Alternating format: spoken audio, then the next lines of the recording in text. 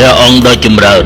មានគេប្រាប់ថាទ្រង់ចង់ជួបទ្រង់គុំពិតមែនហើយឆាប់ចូលមកទេវទត្តសាវករបស់យើងស្ដាប់ពាក្យណែនាំរបស់យើងហើយពួកគេប្រកាន់ខ្ជាប់ពាក្យព្រានប្រដៅរបស់យើងតែទេវទត្តយើងឮមកថាលោកធ្វើខុសដោយរួបរวมគ្នាប្រព្រឹត្តតាមលោកធ្វើខុសពីច្បាប់របស់យើងដើម្បីសាងភាពបែកបាក់ក្នុងចង្កោមសង្ឃវាជារឿងដែលគួរឲ្យសង្វេគណាស់ទ្រង់ដោយចម្រើនបណ្ដាសង្ឃកំពុងតែទទួលនូវទុក្ខវេទនាក្រោយពីទទួលនូវភាពមិនល្អក្នុងការចូលមកលាតត្រដាងក្នុងសាសនាដូចជាជនពីរភិវរៈកខេតកនិងព្រាននារីលោកស្នាយ៉ាងម៉េច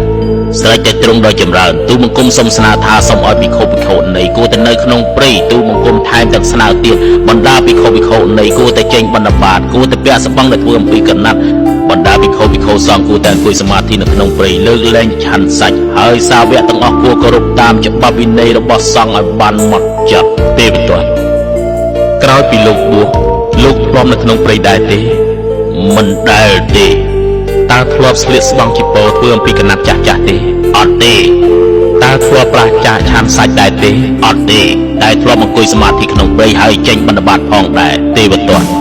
លោកធ្វើតាម3ក្នុងចំណោម5ប្រការដែលលោកទាមទារមិនបានផង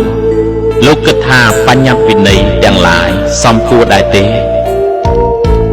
មានភិក្ខុជាច្រើនព្រមទទួលវិន័យទាំងនេះទេវទត្តកុំបំបាយក្រុមសង្ឃអីបើលោកមិនយល់ស្របនឹងវិន័យរបស់យើងទេលោកអាចចាកចេញទៅបាន